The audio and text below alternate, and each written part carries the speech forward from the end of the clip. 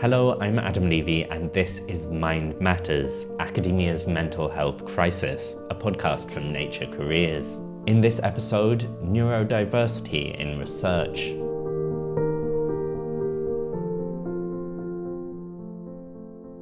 Establishing a career in academia comes with many hurdles. The pressure to publish, writing grant applications, teaching responsibilities, and for some researchers, at all stages of their careers, there can be a host of unwritten challenges posed by the norms of the system. For academics who are neurodivergent or struggling with their mental health, the system can be especially difficult. And today we're speaking with two scientists about how they've forged their paths. The first is Charlotte Roughton. She's a biological teaching technician at Newcastle University in the UK, and before that she was a PhD student at the same institution. She's spoken out online about what it means to be neurodivergent in STEM, and so I was curious to learn more about her experiences. And Charlotte was keen to emphasize that that's just what they are.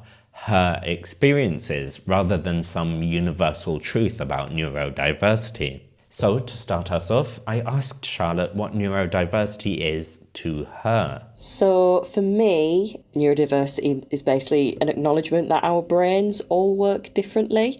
We all have our own strengths and challenges. But neurodiversity refers to many neurological differences between people. Neurodivergent meaning having a brain that works differently from the majority. There are multiple forms of this, and a lot of them do intersect. For me personally, I am autistic, so anything that I do have to say during this interview will very much be through the lens of an autistic person. And can you explain when you came to understand yourself as autistic and how that came about? So I was very fortunate to have been diagnosed with autism at a young age, which my family were always very accepting of and happy to provide support with. And it was really helpful to have this explanation for why I felt so different and struggled socially. But I did find growing up and especially my school life really difficult. I was very socially naive, quite vulnerable to manipulation, and I struggled to fit in. And because of this, I internalised a lot of shame surrounding being neurodivergent and felt like I'd failed at being a, quotation marks, normal human being. I developed quite a deep-rooted resentment towards myself and my diagnosis. And it was round about this point that I started to mask, which is a term used for when autistic people will alter their behaviour in order to socially camouflage and appear as neurotypical to other people. And it takes an enormous amount of mental load to maintain. And this was something I continued doing well into my adult life and during my undergraduate degree, which did eventually lead to burnout and mental health issues. Could you explain maybe a little bit more about how your diagnosis and then feeling the need to mask affected your ability to study in school and also in university? So in a school environment, a big challenge that this presented was the social interaction elements. So, group work, interacting with peers and teachers. Understanding social cues always felt to me like everyone else was playing a game that they all knew the rules to. For instance, not engaging in small talk in the correct way can be interpreted as rudeness. And although these rules are second nature to neurotypical people, they don't necessarily come naturally to autistic people, and not following them often means that you're excluded or negative assumptions are made about your character. And alongside this, I'm quite sensitive to certain sensory inputs like loud noises and feeling like I'm being crowded by other people. So this made environments like noisy classrooms really distracting and quite overwhelming. And all of these combined made it much more difficult to engage with my studies, both at school and then later in my studies at university. Yeah, you mentioned actually having burnt out. Can you explain what this experience was like and how much it disrupted your career course? So for me, burnout was just this all-encompassing exhaustion that I experienced that made even the most basic functioning just feel impossible. I do distinctly remember being in, it might have been my second year at university, and I was really at my lowest point in that period of my life. And it was exam season. And I distinctly remember I was just there in bed. I could not get myself out of bed. It was like I'd failed to function. And I did end up failing one of my exams in the second year of university because of this. The exam season was really difficult, especially. How did you manage to begin to find a path out of this? I went to my doctors and I started on medication to help deal with my symptoms of anxiety and depression that I was experiencing, but more widely in terms of dealing with my attitudes towards myself and my diagnosis. This didn't really come until I started my master's degree. The pandemic happened and I was living alone during lockdown, and this forced me to really sit with myself and my own thoughts and address some quite uncomfortable truths that I'd spent my entire life burying. I also took to Twitter during this time to try and make connections with other people, and through this I came across online communities of fellow neurodivergent people. And it was this, alongside, the struggles I was having with my mental health issues, was the catalyst for me finally facing who I am head on and accepting that, yes, I'm autistic, and no, it doesn't matter how hard I try to hide it. I can't change that fact about myself. I can either embrace it and start actively taking care of myself, or I can continue this unsustainable pattern of pretending it doesn't exist and completely annihilating my health as a result. But I do feel I eventually got to a point where I have a better understanding of myself and my needs, and I feel a lot less ashamed or that I'm somehow less than by perceiving the world in a different way and sometimes needing support. Can you explain a bit more what it means for you to embrace it? Because you explained that as the alternative to your previous way of doing things. Certain aspects of life are more difficult for me because I'm autistic, but that isn't something to be ashamed of. It has presented a lot of challenges, at school and also during my time in academia. But yes, it does come with certain strengths that I have found beneficial, both within research and in my current role as a technician. I'm a very detail-orientated person with a structured and a logical way of thinking, so this can be really helpful when it comes to carrying out experiments, analysing data, reviewing literature, and so on. I'm also able to hyper-focus on certain topics and activities, which means I can tirelessly immerse myself in them for extended periods of time, which has been helpful for certain things like writing my thesis alongside a full-time job. This does, however, come with caveats in that I don't always have a great deal of control over the what and the when of my hyperfocus. I can also struggle to pull myself out of the hyperfocus once it starts.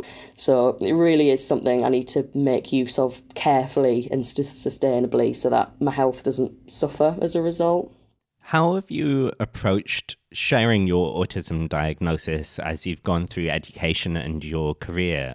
What does disclosing mean to you? So this is a tricky one because while my most recent workplaces have been aware of me being autistic, both times they came about in quite unconventional ways. The first came about through me posting on Twitter about me being autistic, which my supervisor read. And the second time came through me filling out a self-certification form after being off sick, and I ticked yes under the box asking whether I had a disability. In both cases, it was the supervisor who initiated the conversation, and we then discussed my support needs from there. I wasn't really sure how to initiate disclosing, coming from me. So I felt quite conflicted because I wanted to have an open and honest dialogue about it, but I also feared it backfiring and having negative, incorrect assumptions made about me. But in future, I think I would formalise the process and request a one-to-one meeting specifically to discuss it once I feel that it's safe to do so. I feel like I've been making baby steps towards being braver about it and being more upfront about disclosing it in a professional setting. But I think there will always be that sense of, how do they feel about neurodivergent people? Do they have negative assumptions about people who are autistic? Are they going to assume I'm less competent at my job and so on? So I think that will always be a thought in the back of my mind.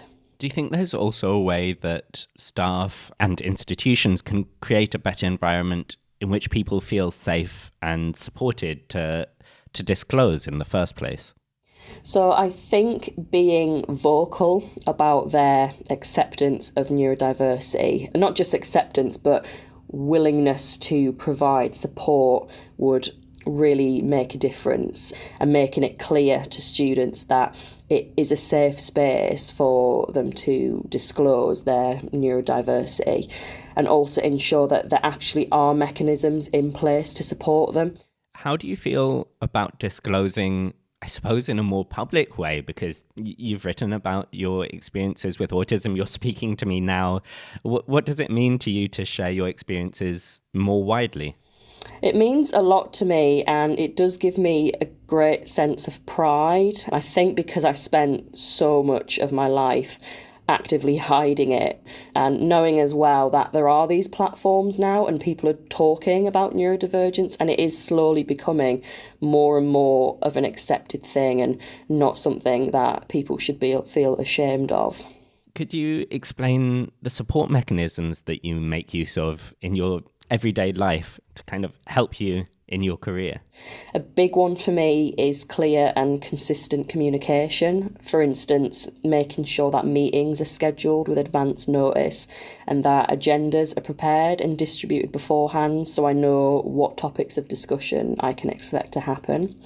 In a similar vein, it really helps when changes to plans and schedules are communicated to me with as much notice as possible, as I can find last-minute changes incredibly stressful. I also ask that supervisors are clear and explicit in their instructions and expectations, as I won't necessarily be able to read between the lines or gauge what they need from me. And then in terms of managing my mental health, I've found medication has been really helpful for my symptoms of depression and anxiety. And I have also accessed the university's counselling service before. And I do expect that these mental health issues will be with me for the rest of my life. But as long as I keep on top of these strategies, they feel manageable for the time being. Now, you mentioned that during COVID lockdowns, you began to find online community and the support through that. Is that something you still find support from, both online and offline? Yes, so it's been really helpful to make connections with other people who I'm still in touch with today. For instance, some people that I'd met through them being both microbiologists and neurodivergent, and we were both members of the same society, meant that when we went to the same conference, we ended up organising a disability and neurodivergent social. And it's really helpful to have those people there if ever I need to, reach out to them to get something off my chest, and they'll understand it in a way that a neurotypical person wouldn't. So yeah, it absolutely is still something that I find helpful to this day. Do you have any advice for other neurodivergent people who are trying to navigate the tricky world of research? So my biggest piece of advice for other neurodivergent people would be to find your people. This could be through online communities or in-person support groups and societies. Be proactive and find them, because they are out there and they are a wealth of information and support. My biggest mistake growing up was deliberately isolating myself from the neurodivergent community, but after meeting and commiserating with fellow autistic people, I realised that there were people out there who have also lived it and can understand me in a way that neurotypical people can't. And this has really done wonders for my self-esteem and my confidence in myself. So I would absolutely recommend other neurodivergent people do that. What would you like to see from academic institutions and from lab heads in order to make better accommodations for neurodivergent people? For starters, I think all PIs should have access to and dedicate the time to completing training on neurodiversity. I think within the first term of supervision, they should aim to discuss communication styles and working approaches with the student and find an approach that suits the needs of the student. For instance, how often can the student expect to meet to discuss their project? And the PI should also aim to clearly communicate their expectations. An autistic student may struggle to read between the lines or pick up on hints. And also being aware that autistic students do have an increased likelihood of experiencing burnout and mental health issues. So there is a greater need there to ensure that a healthy work-life balance is maintained. And more widely, higher education institutions can support their neurodivergent staff and students by embedding neurodiversity training, not just for new supervisors, but as an opportunity for continued professional development. Specific examples of tailored support can include the provision of assistive technology, such as noise-cancelling headphones, text-to-speech software. They could offer flexible hours and remote work options where this is feasible, and also make sure that any mental health and well-being services that they offer are well informed about neurodiversity, and therefore they can offer the appropriate support. Now, this is far from an exhaustive list. There are much more that I could add to this. And I would like to reiterate, when it comes to supporting neurodivergent people in your life, it's always better to ask and to not make assumptions about what someone may need or what they might have difficulty with. That was Charlotte Roughton. Charlotte mentioned that the challenges she faced led to burnout, and in fact will be returning to burnout in academia in a later episode in the series. It was a really bad situation. I knew something had to change because this was just not sustainable. But now I wanted to speak with another researcher about her experiences.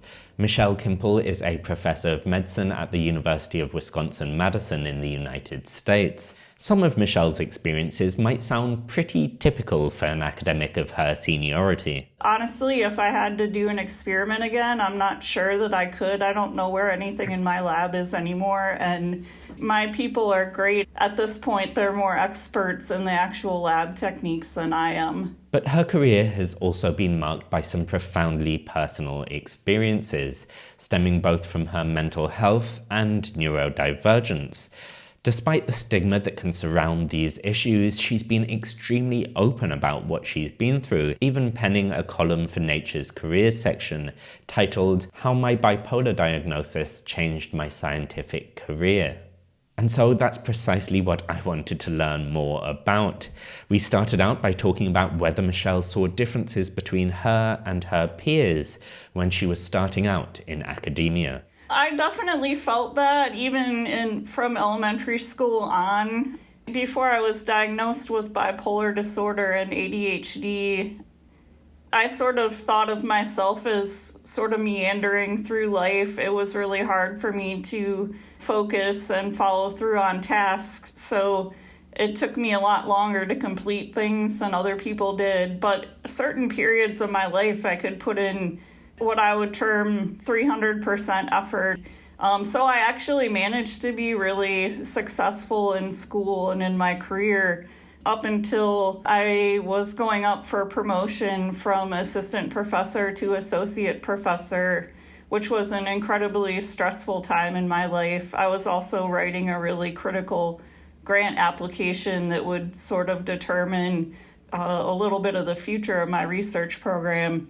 And I also had a lot of personal life stress, and that's when my bipolar disorder symptoms really got exacerbated, and I realized that something was wrong, and that sort of inspired me to make an appointment with psychiatry and get a proper diagnosis. Can I ask, for people who maybe are less familiar with bipolar disorder, what do you mean when you say the symptoms associated with it were kind of more exacerbated in this time? So with bipolar disorder, and I have bipolar 1, which means that I spend most of my time in hypomania, a sort of a charismatic, ego-driven state that actually was well aligned with what I needed to do as an assistant professor, giving talks, saying yes to every opportunity that came my way to sort of advance my career.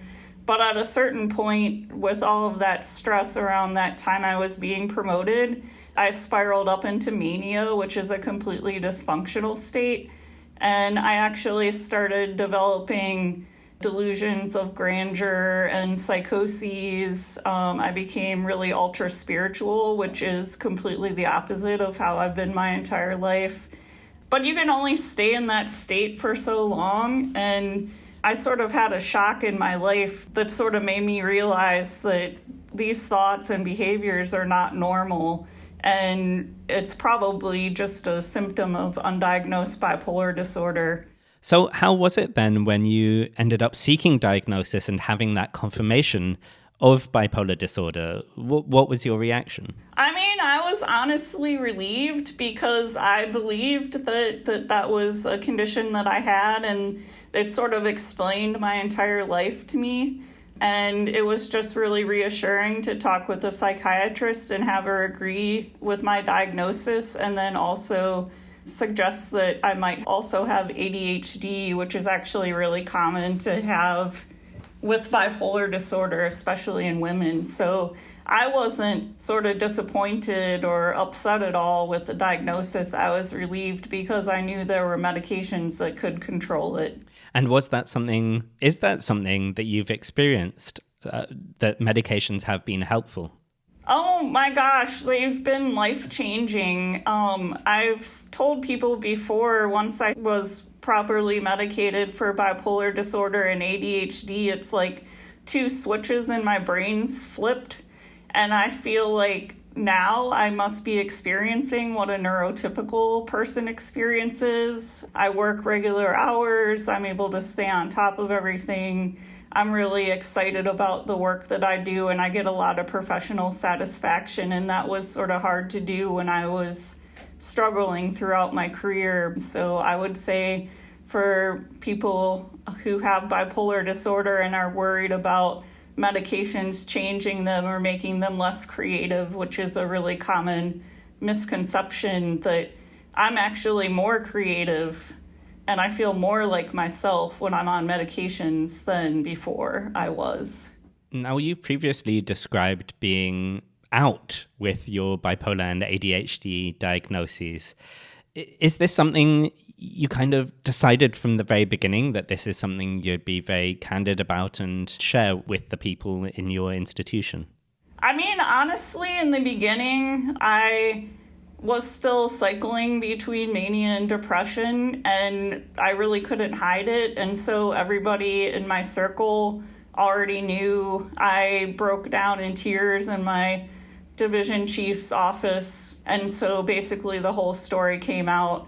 And sort of after that, after all my friends and my important colleagues and supervisors knew, I thought, I haven't suffered any professional repercussions from this, so nothing should really stop me from just being completely out. And for a while, I posted on Twitter and Facebook a lot about sort of my bipolar disorder diagnosis and how it affected my life and my career, and which sort of got me on this path where I really want to incorporate study of mental disorders, particularly in academics, and how it impacts their career development and advancement. As a woman myself, I feel like there's still a lot of stigma, and so that's why I really want to advocate, particularly for women in science, especially because they tend to be underdiagnosed.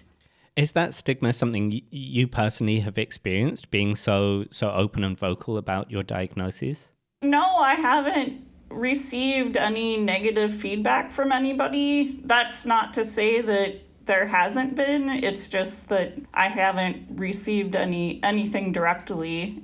But definitely when I was posting more about my disorder on social media, I received a lot of comments from other people saying that disclosing your diagnosis was the worst thing that you could do and that you should really try to keep it hidden. And that really sort of disappointed me and sort of inspired me to continue to do this work. And I published a column in the Nature Careers section about my bipolar disorder diagnosis affected my scientific career. First, I want other people to know they're not alone, but also I want departments and institutions to see that a person with bipolar disorder can be incredibly creative and support the strategic missions of the departments and the institutions, and that these are really valuable people to sort of support and help advance into more leadership positions. And now, speaking of your department and your institution, have you been able to seek support and accommodations for both your bipolar and ADHD diagnoses? Yes, I've been extremely fortunate. This should really be the case everywhere. Yeah, my department was incredibly supportive. My reasonable accommodations include having the 10 hours of dedicated administrative assistance to help me keep up with sort of the mundane tasks that distract me from the larger aspects of my work, like scheduling meetings and creating doodle polls and things like that. So that's been a game changer for me. These little tasks were causing me a lot of stress. It's really been critical for me to be able to stay in my job and advance in my career path. Now, in the piece that you wrote for Nature Careers, you discussed the fact that it is possible to seek certain accommodations without fully being out and fully disclosing to kind of everyone in the department the situation. Could you explain how, at least in certain circumstances, people can navigate that? I can at least tell you about sort of the situation in the US. You don't have to disclose your diagnosis to anyone. The first thing to do would be to talk with a disability coordinator. Basically, just tell them the story and what challenges you're experiencing because of your disability and what sorts of things might help you to be successful. And in a typical circumstance, and so there is a way to go about obtaining reasonable accommodations without having to disclose anything to your supervisors or your colleagues. Do you have any thoughts or tips for other academics who are going through a similar journey, who maybe have received a big diagnosis and are trying to work out how to navigate their institution with it? So that's actually been something that's been incredibly fulfilling, is that I had so many people contact me just saying that they were so inspired by my piece and didn't realize that there were other people out there like them. And so that's actually been incredibly personally and professionally satisfying. So yes, I've definitely been able to serve as sort of a mentor and provide some emotional support to other individuals that are going through things similar to what I have been going through. Michelle Kimple there. Often when discussing mental health in academia, the focus can be on the challenges that researchers face when they're setting out, getting through a PhD and trying to establish career security. But, as Michelle's story makes clear, these challenges can have profound impacts on faculty too, and that's exactly what the next episode in our series will focus on. You go from a day where your primary goals and objectives are to do excellent science and publish excellent papers, to a position where you have to be an excellent teacher, to be an excellent manager, to be a great accountant, to learn how to mentor and guide people and provide them with mental health support. All of a sudden you're expected to do all of these, and you're expected to do all without any complaint or asking for support. Until then, this has been Mind Matters, Academia's Mental Health Crisis, a podcast from Nature Careers. Thanks for listening. I'm Adam Levy.